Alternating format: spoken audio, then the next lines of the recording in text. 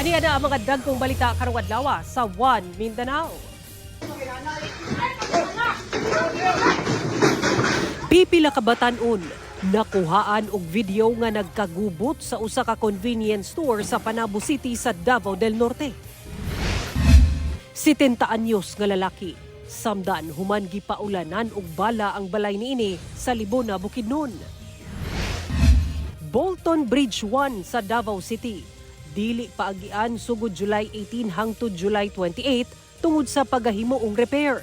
Sobrang traffic, ginalantaw, mao nga giaghat ang mga motorista nga moagi sa alternatibong ruta.